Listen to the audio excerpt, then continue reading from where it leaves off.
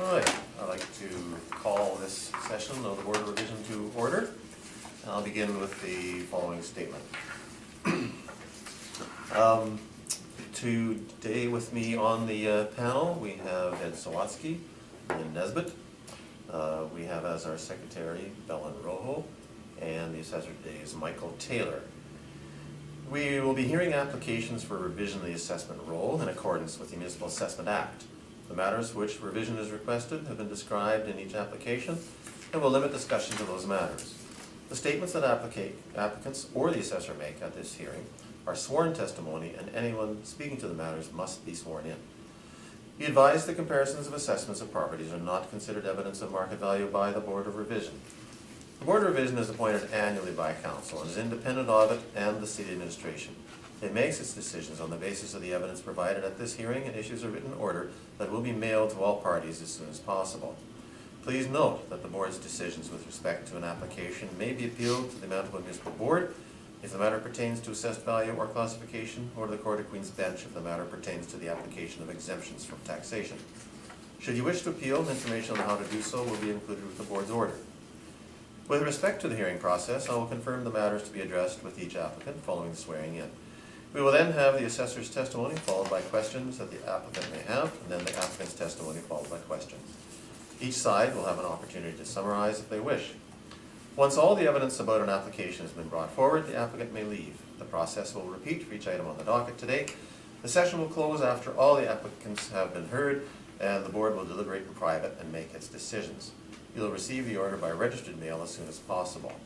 As information, all public hearings are live streamed, recorded, and will be part of the public record. If I could ask you to silence your phones, please, if you have not already done so.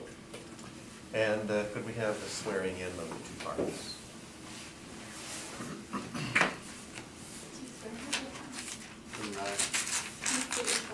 Mike Taylor.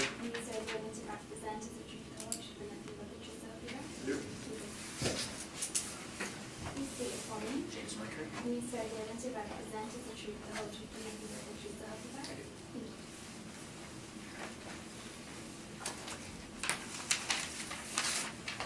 God? Are there any preliminary issues that need to be addressed before we get into the meat of the matter here? Preliminary issues, I guess, is just, it's kind of a bit more informal today. There's an outstanding appeal on the realty decision. I don't think either party was satisfied with the rent on the realty decision. Hoping we can just dialogue here instead of me just talking. So there's an outstanding municipal board appeal on it. So I'm kind of, whatever protocol you guys want to follow, whether you follow the, it's not my recommendation to reduce it to the $9.25 that was ordered for the realty decision, or whether you want to maintain the $10.19 a square foot is kind of what Jamie and I had talked about ahead of the hearing coming here, because it's likely just going to get appealed to the municipal board anyways. So just to follow that up, you can see one of the documents I provided to the board is a 4-page document, and the second page of that document actually has a calculation of the what we suggest would be an appropriate annual rental value for the property based on the prior board order. This is on the 2018 realty matter, which was heard about a year ago. Same property, same reference date, and they determined that the appropriate market rent was $9.25 per square foot. A copy of that order is actually at the last page of the brief that we've provided, so you'll have that. You can see that the rental rate that was applied. Mr. Taylor is correct in that both the assessor and the owner have different calculations as to what the rent should be. We're certainly prepared to take you through that. As is Mr. Taylor, I know what I'm suggesting is the appropriate approach today, subject to your comments, is to apply the rate of $9.25 per square foot to ensure consistency with the prior board order. My understanding that typically is the practice of the board on the business assessment appeals, is once there's been a determination made in the realty, unless there's compelling reason to depart from that rate be applied. Alternatively, if you wish, both parties can certainly go through their evidence and in the normal course, and we can take you through what our respective opinions are of annual rental value, and I think that's what Mr. Taylor was getting at. So, Yeah, as far as, it's generally typical, I agree with Jamie, that you guys would put the order at the reduced, or reflect the realty decision, but I have seen it just be confirmed also, so I'm kind of leaving that in your hands of what you guys want to do with it, because it will just end up being appealed either way. On that point, Mr. Swansky, do you have any questions? No, thanks. Ms. Nesbitt? Other than not really understanding this board, how that 925 was arrived at, yeah.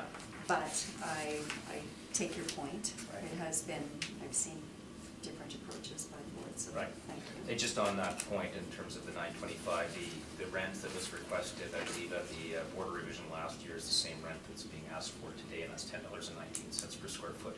We had asked for something less than $9. We had provided the rental comparables that you haven't had a chance to go through, but they're there, and effectively our position, this is close to a 400,000 square foot facility, non-typical retail. We can go through that. Effectively, the board determined that the rate that the assessor had been using, which was for typical box store retail rents, was needed to be adjusted. Okay, anything else that you wanted to add? Just by way of preliminary matter, so we're in the board's hands if you'd like us to go through it. That certainly is, although we have a different opinion of market rent, to take you through that. There has been, I'd like to respect the fact that the board's made a determination on this matter, again, my view is unless there's compelling reason to do so, or it's a different reference here, there's physical changes to the building, typically that rate would be applied to ensure consistency by the board members. But that, again, is your call.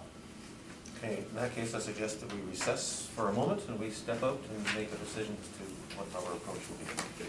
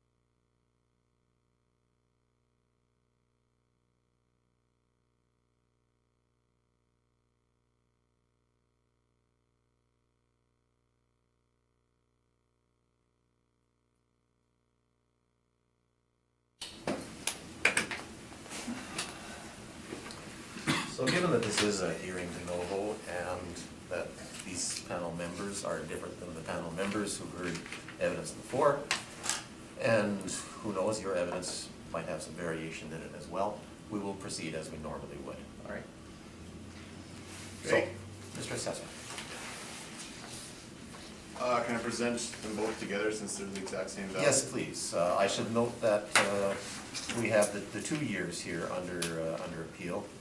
If you could just give us the roll number as well, but it's both 2018 and 2019 that we're Okay, dealing with. so the roll number under appeal today is 42680, 500 Sterling Lion Parkway. It's the IKEA property there, the corner of Sterling Lion and Keniston. Yeah, so we have a total premise area, so that includes upper floors as well, of $395,670. The base rent of $10.19 a square foot. The occupancy costs are applied to the entire building, as all areas have heat, electricity, water, and air conditioning. So those occupancy costs plus the base rent come to a total annual rental value today of $4,961,700. Below are the rental comparables, exact same rental comparables that I used in the Boardroom Realty hearing. I can go through them if you'd like. Just showing larger industrial, larger retail space rental ranging from $791 upwards of $1,750 square foot. That's it. Okay, so Mr. Taylor, you indicated these rental comparables are the exact same ones you relied upon during the realty hearing Yep. approximately 1 year ago. Yep. And so just in that square footage, 395,670 square feet, first of all, have you conducted an inspection of the property? Not the full, there's a spot that I couldn't get to, same as with the realty. So you're generally familiar though with the layout of the IKEA property? Yep. So you're aware that a good portion, in fact, the majority of the, or a good portion of the space is in fact warehouse space, not traditional retail, correct? Yeah, based on our previous conversations there. So, and to be precise, the number I have is 152,853 square feet, or approximately 39% of the total area is warehouse space, not traditional retail, correct? Correct. And you indicated previously an average wall height of 51 feet. That's from your realty brief. Is that consistent with your understanding? I think that's just the total, when there's clear space opening in the warehouse, it's 51. Right. And so during the, you have the document that I had passed around, it's called applicant's rebuttal. This is a document that I distributed at the realty hearing, and the board has copies of this. This just deals with your rental comparables. So if you look at your first one, 1001 Empress, that's tab 1. This is the Walmart self-contained box store, correct? Yep. That's a $9.10 rent, right? Yep. Okay, and then your 200 Bagan, we'd have to go to tab 5. That is a mix of industrial and office, is that correct? Correct. Okay, that's a color ad. And then your next one, 750 St. James Street, is at tab 2. That again is it's a Canadian Tire store. Typical big box retail, all on grade level, correct? Retail. And then 1333 Sargent is tab 10, I believe. That is the Rona store, correct? Yep. And again, traditional big box store, 87,769 square feet. So that would be similar to the overall retail component of IKEA without taking into account any of the warehouse space. Correct. Right? And then you have 1636 Keniston, which is tab 3. That's another Rona store. Again, that's approximately a quarter of the size of IKEA. Okay, and 630 Kernahan, which is at tab 4. This is a palace or furniture warehouse, is that right? It used is to it be retail? a palace or furniture warehouse. It's an industrial tenancy that I've included here, the rent. $10 neat. Yeah. And that's at 90,000 square feet, right? Yeah. And 1065 St. James is at tab 7. That is, again, that's a brick retail clearance center, is that right? The brick store. The brick store, I'm sorry, yes. $10 rent, 36,945 square feet. I'm sorry, this is 100,000 square feet. All right. And 3655 Portage, yes, that's tab 8, 3655 Portage, that's a Walmart store, again, similar to the other Walmart we had, 824 rent. Then 775 Panet, so tab 9, that's a Rona store, correct? Yep. And 2305 McPhillips Street is at tab 6. That is then another Canadian Tire store, right?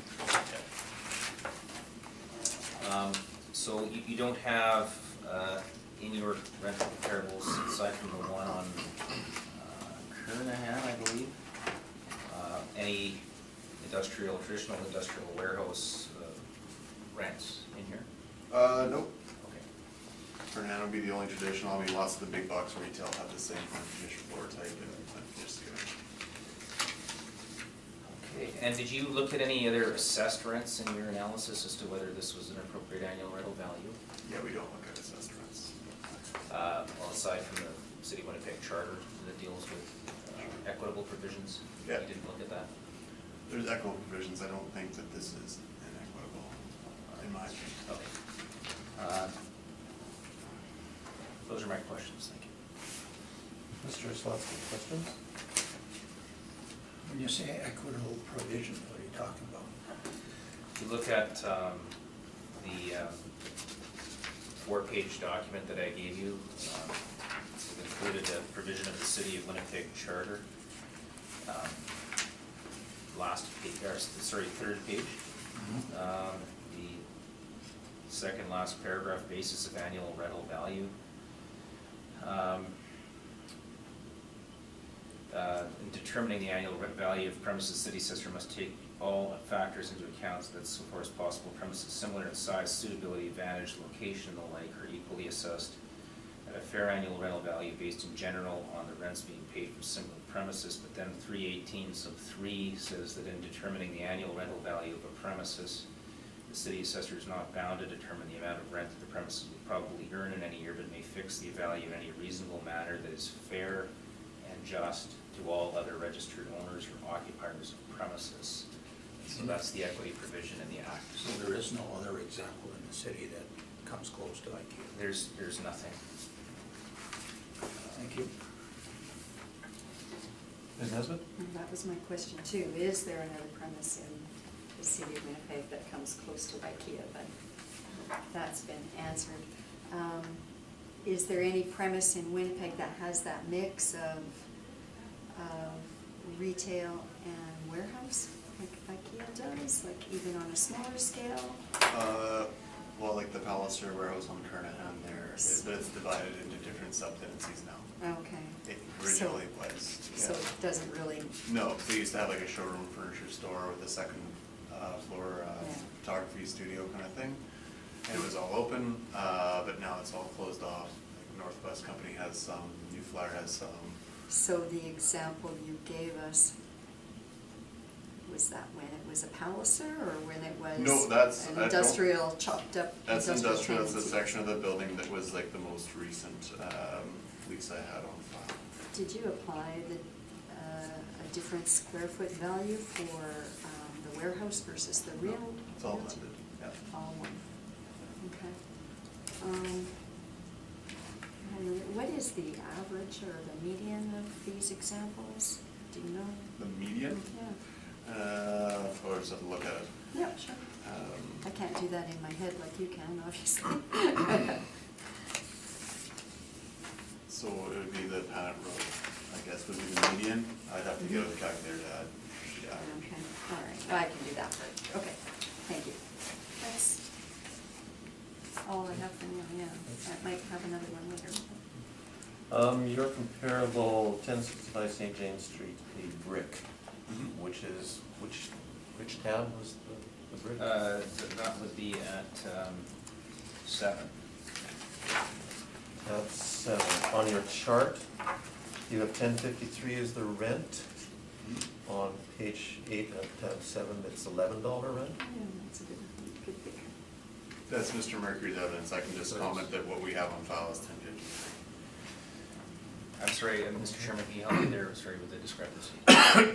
On page 8, Yes, sorry, got a frog in my throat now. $11 rent? yes, that was perhaps an error on my part preparing. Okay. I have another question. Do you mind giving me a second? Have some Sure. water. Can I ask a question while you're there? Okay, so Please. if you don't have any really good comparables in the city, what process do you go through to determine the value? When I determined the value for the realty, I was doing it in conversation with the representative from Ducharme McMillan, based on looking at the cost evaluation.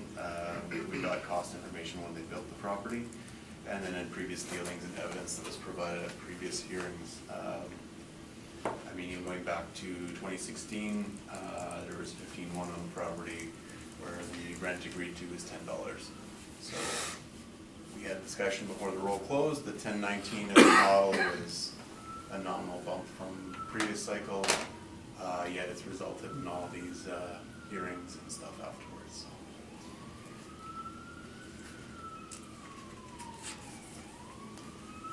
Thank you. Okay. Your chart of rent comparables is ordered in what fashion? Why is it ordered in this fashion? Yeah, what, is this just random listing of these, or? I'm not sure. I would assume since Jamie's rebuttal was, the order got jumbled when I put them into, That's correct. yeah. So it's not exactly what I had in my realty, they got jumbled around when I ported it from our software to the REIT. So the reported areas, the smallest is 87,000, the largest is 128. Yep. The building that we're looking at is 395.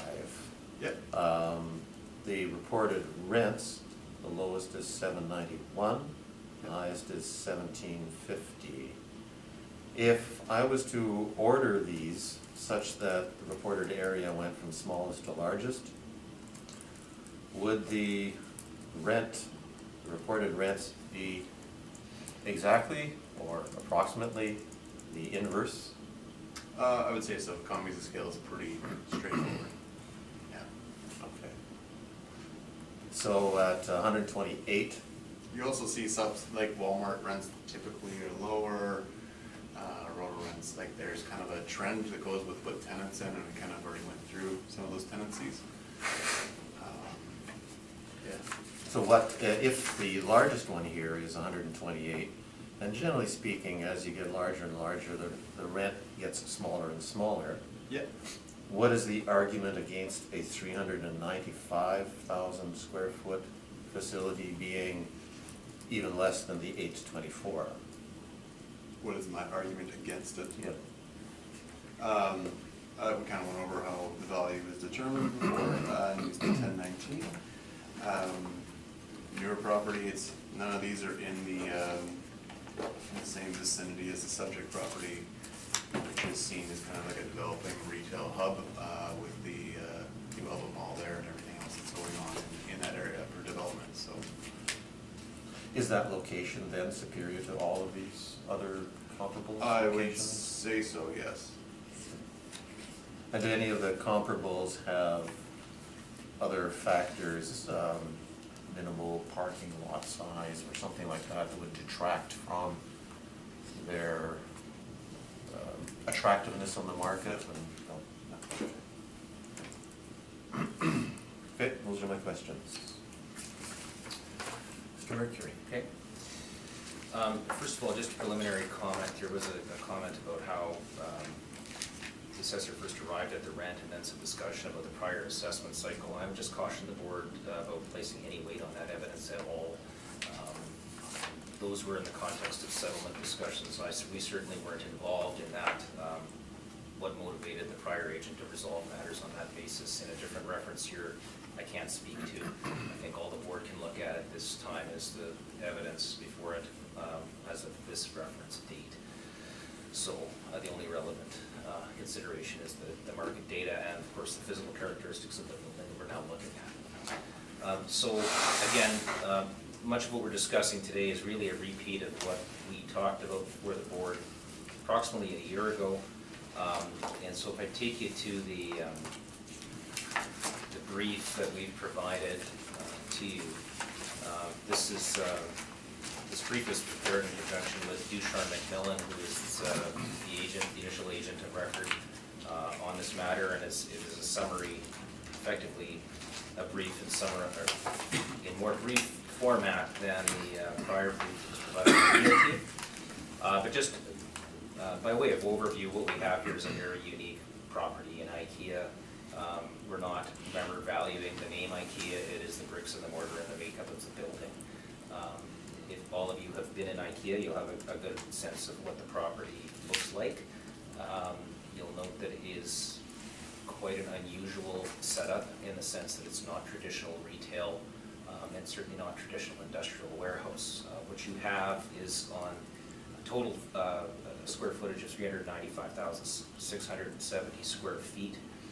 A good portion of the building spans from grade level up through to the second floor, and that's the warehouse space. So there's the customer warehouse space and then the self-storage for IKEA itself. The self-storage is on the rear of the property. What not everyone might know about this IKEA site is that it's not just a retail outlet. It serves as a large distribution center for various IKEAs in Western Canada. It's one of the largest, for that reason, one of the largest IKEAs in Canada with its square footage, because as I said, it's a distribution hub. So the total warehouse, we'll call the warehouse square footage, is 152,853 square feet, or approximately 39% of the entire building is warehouse space with large racking, floor to ceiling. Again, none of the comparables that you've seen in frankly any of the briefs are quite like that. I have some photographs as well, which I elected to pass out. These were also part of the realty material. They've got copies there. But this just shows the racking in the warehouse section. This is the customer warehouse section, so people are going to look at the product.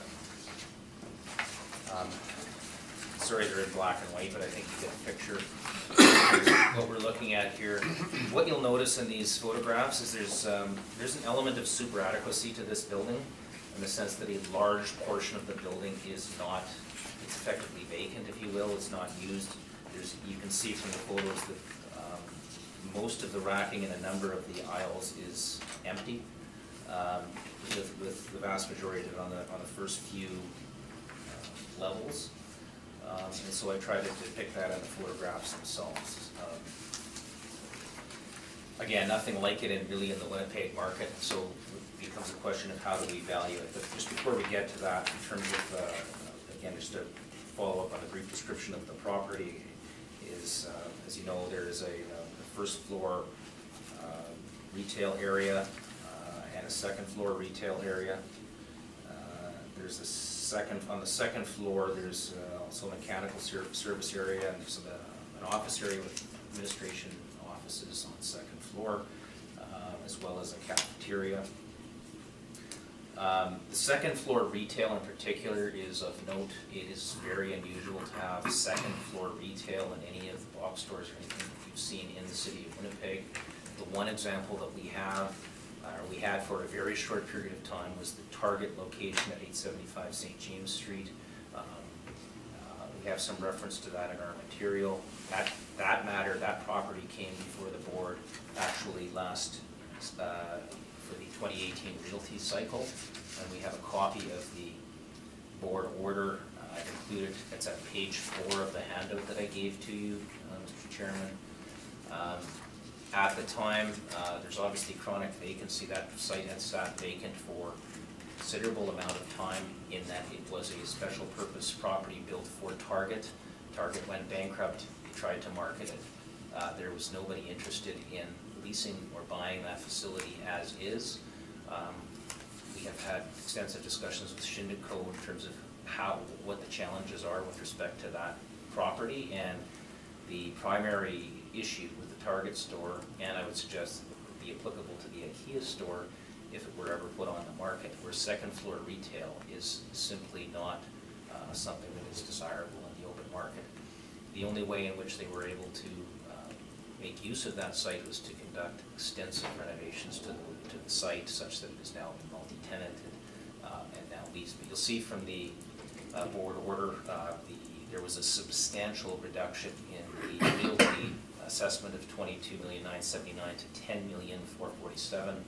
The board applied a $10 rate to the Target store, which was a new property, much smaller than the IKEA, in the Polo Park area. So this is the hub of retail in the city of Winnipeg, and with a cap, not that this is applicable to our decision, but I believe it was a very high cap rate that was applied, and I don't have it here, but the rent I know was $10 per square foot.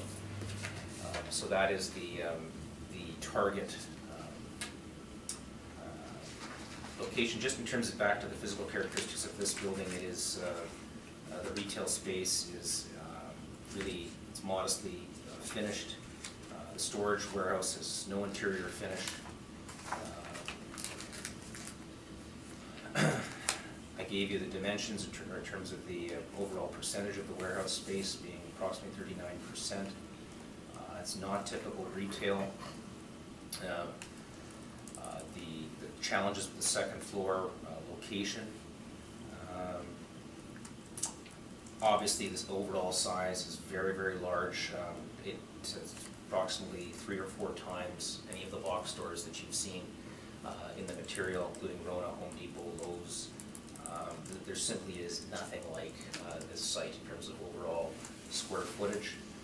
So the approach that we took to this evaluation is, rather than apply necessarily just an overall rate to the whole building, is that if you look at page 6 of the brief, there is a breakout of different rents to different portions of the building. So the first floor retail, after looking at the rents, which are appended to this brief, is put at $11, which I would suggest is on the high end given the level of finish and the layout of that space. Then you have the first floor warehouse, which is at a rate of $625. That $625 rate is again at the high end of the spectrum for typical warehouse space in the city of Winnipeg, based on any of the rental comparables that you'll see. We have second floor retail, which has been adjusted down to $825 because of the fact that it's on second floor and the challenges that would be on with respect to leasing second floor retail space. So that $825 rate, and then a lower rate for the mechanical space. Overall, there's if you blend the rates, it's about $831 per square foot. So you'll see at the bottom of that page, there's a calculation for the business assessment purposes of 395,670 square feet times 831, the cost to occupy there. So of course, I mentioned at the outset of the hearing that the board heard all of this evidence back in January, and this is really the same evidence that was presented to those board members and ultimately applied a $9.25 per square foot rate. It's our view that that rate is high, but it is a decision of the board, and it obviously carries some weight, and that's why we brought it for you, before you. And I think what the board was intending to do is to reflect the various challenges that I outlined for you. So in terms of comparables that we have, if you look at there's not page numbered, but after page 7, we have some large Winnipeg retail rents, and there's a range of rents, really that aren't all that different than much what the assessor has in terms of what these Canadian Tire, Home Depot, other box store type retail stores are renting for. You can see the square footage is, the largest there is 152,000 square feet, and that's in Costco, 1223. You turn the page and we have some industrial and special purpose rents, and so this board will be familiar with having reviewed a number of industrial appeals. These are a number of these addresses may be familiar to a number of you. You'll see the rents ranging from $256 upwards of $754 Canada Post. There's one $1332, I believe that was a special purpose property. So typically you will not see warehouse rents north of $6 per square foot. We have a higher ones at 1345 Redwood, which really would be the kind of upper end of the spectrum, which is typical warehouse space. We also have we have put in there these are the assessed rents per square foot for these sites. And then finally, the actual lease rates for a variety of industrial and retail rents. And there you have them. And you can see the range for the industrial and retail rents. I would add handout page. These are other market rent comparables that we have for you, just to supplement the list that has been provided. And again, not going through all of them, but you will see a variety of them. You can see the brick, much smaller square footage, 36,945 square feet at $10. The assessor here is asking for $10.19 at for properties that's 10 times the size of that building, to put it in some context. And then various other rents, many of which are below $10. We have the Ashley Furniture Store at $12. These are in the Polo Park area. There was a question about the location being superior. I would perhaps take issue with that in terms of retail stores such as this. I would not suggest that location, although certainly not a bad location. The Polo Park area is really where the hub of retail is in the city of Winnipeg, in terms of the cluster of box stores. So there's, I would suggest that if anything, it is at par or below the Polo Park area. Many of these sites, comparables and the assessor's comparables are in the Polo Park area. But if you look at these rents, and these rents, by the way, were also presented in the Target 875 St. James Street appeal. So the board will have had the opportunity to review those as well. So if we look at what we provided to you, the two different calculations at the end of the day, Mr. Chairman. The first is in our brief in terms of what we say is an appropriate annual rental value based on a overall rent of $831. That's page 7? Page 7. That would be our submission in terms of what the appropriate rent would be to look at this matter afresh, and really to repeat what we've said earlier. And then we've given you a secondary calculation based using a 925 rent, respecting the fact that the board has made that determination earlier, and that's at page 2 of the handout there. So we've simply taken 925, applied it to the overall square footage, added the cost to occupy, and there you have it. I believe that includes my evidence. You have the rebuttal material which we went through. The purpose of this really was to put into context the assessor's rents and to show that they were more traditional retail box stores. I assume that many of you have probably been in many of these stores and familiar with the overall layout and finish.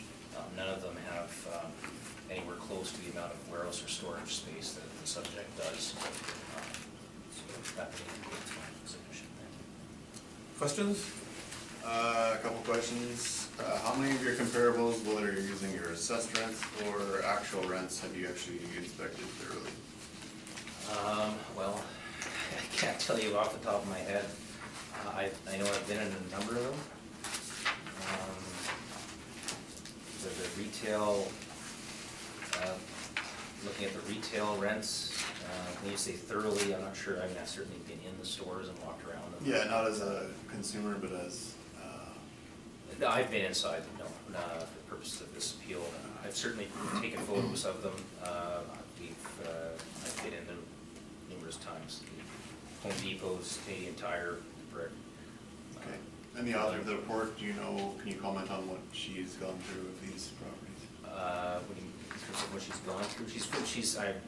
Teresa saw. I can't speak to whether she's been in each one of the properties or not. Okay.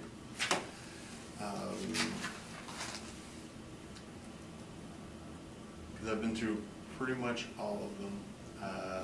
So we start at the start here at the Toys R Us. I don't know which page this is numbered. Right, the first page after the, yes, correct? We're using assessed rents per square foot. Which page are you on? It's the first page after page 7. Page 8 of this. Sorry, it's not Okay. page numbered.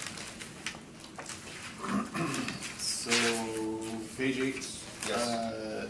Again, just looking purely at assessed rent per square foot on your equity argument you had earlier, which of these is most similar to the subject? I would say none of these are, quite frankly, similar to the subject. Or even if you just want to look at first floor retail space, which one's closest? First floor retail space. Yeah, you're using the argument to break it all off separately, so. Well, my submission is, these are just for informational purposes. At the end of the day, we're looking at an overall analysis of the rents. And I think if you look at the actuals, we're suggesting that $11 would be, at the upper end of what would be appropriate for first floor retail in terms of subject property, and that's the rate that was applied. Okay, but I was just asking you to pick one which is the most suitable comparable. Again, all of these I suggest have superior finish to the interior retail of the subject site, which has, if you look at the photographs, has open ceilings, really kind of various partitions throughout the site.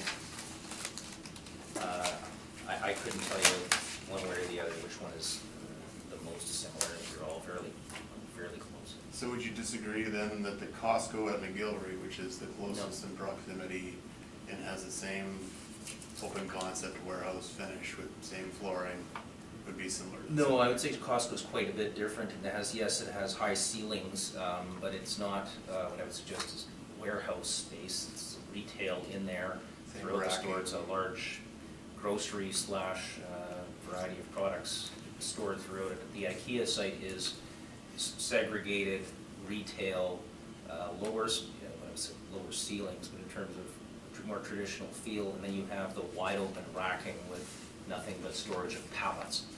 We don't see that in Costco to the same There's degree. no racking in Costco? There certainly is racking in For Costco. pallets?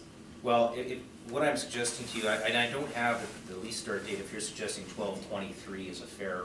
That's just your assessments that Reflection. you've provided. Right.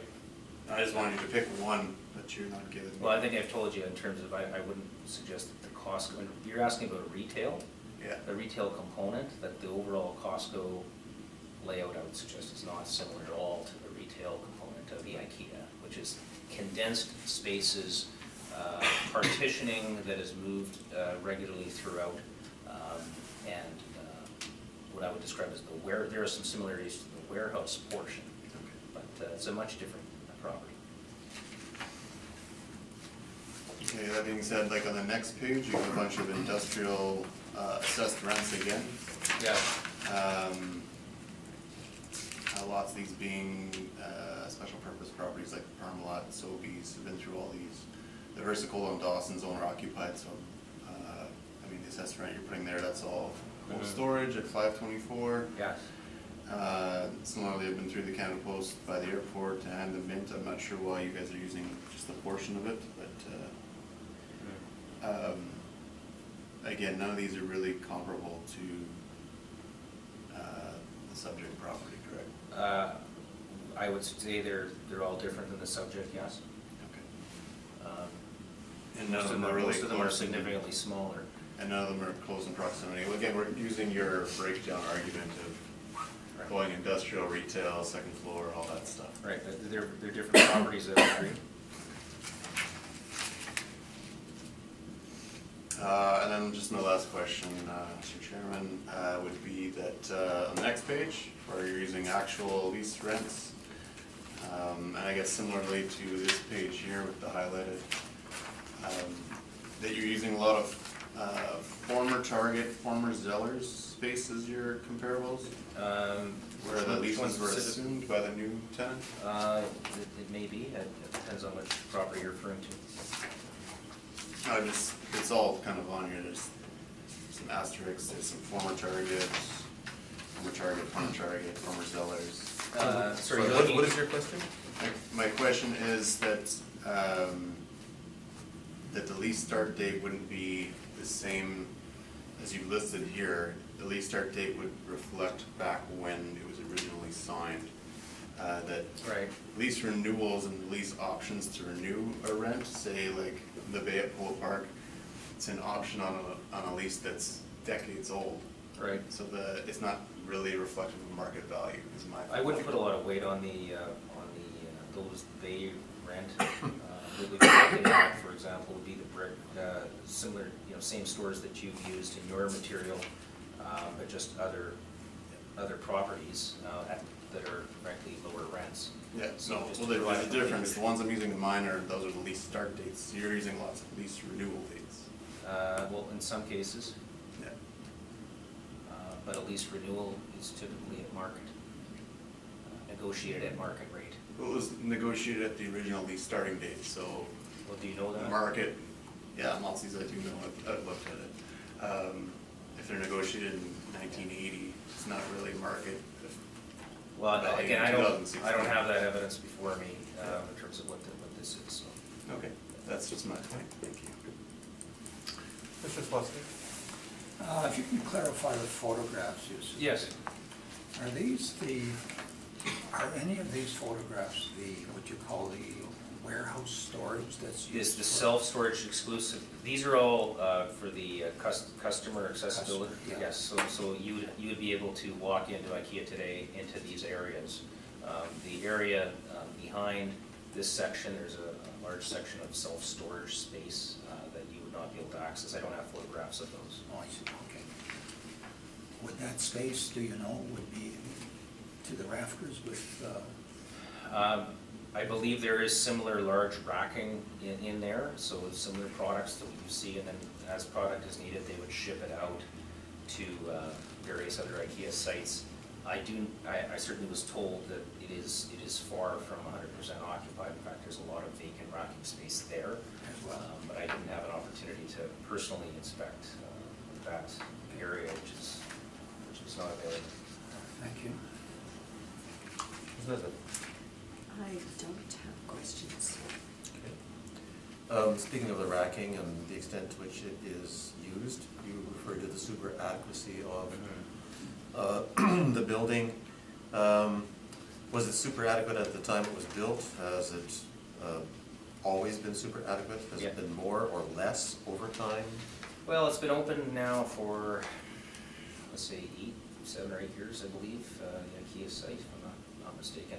It was built very large. They knew it was going to be one of the largest in Western Canada. I think over time, for a short period of time, they recognized that it was, I don't think they'll say necessarily today it was overbuilt when you look at a long-term outlook, but today, it's super adequate, and it has been for, as far as I understand, from the time it's been open. And that super adequacy, what impact does that have on the rent per square foot that you would impute for the property? Well, I think you have to look at, you cannot assume the fact that this would be 100% occupied, or, this would be a question probably better suited for a realty type analysis when we're looking at overall a vacancy rate, for example. Would you apply a typical vacancy rate to this site? I would suggest you'd have to go much higher vacancy rate, because good portion of this building would not be occupied. And any potential tenant coming in here would obviously recognize the super adequacy to it. I don't think frankly there's a market user in the city of Winnipeg who would need anywhere close to this amount of space. And that, of course, is the market that we're dealing with. And I think you have to reflect that in your overall analysis and conclusion as to what is appropriate, particularly when you look at traditional big box store rents, the brick, Rona, Home Depots, Walmarts, which are, I would suggest there's no level of super adequacy in any of these buildings. There are, as we've seen though in your material, some buildings that are bigger in Winnipeg than this one, used as warehousing. Is there a market for renting the IKEA building as pure warehousing? As pure, not today, I would suggest if you were gonna market this as a warehousing site, there would be, you have to do a significant amount of work to the building, because there's still a good chunk of this building that's retail, it's constructed as retail. So if you wanted to, and just the way it's laid out, in terms of it's open, there's customer servicing areas, there's just in terms of the overall flow of the building, it could be used as warehouse space, I would suggest, but if you were buying the building as a warehouse, if you will, or as a distribution center, you will have a large component of retail, first and second floor, that you have to deal with and pay costs on. And I think any prospective tenant or purchaser of this building would take that into account, as they did in the Target site. It sat vacant for quite some time when it wasn't selling and wasn't leasing. Ultimately, a decision was made by the owner to invest a significant amount of money to overhaul the property and make it suitable, in that case for retail. But in this case, whether you were going to convert this to all retail or all warehouse, there would be a very significant tenant improvement cost that would have to go into this. Your two calculations, in your brief proper, Yes. you arrive at $4,217,842. Your second on the handout is a little higher than that. The second one, do I understand correctly that you are not essentially defending this value with any evidence, rather it is merely working from the 925 that was chosen by the board of revision? That's correct.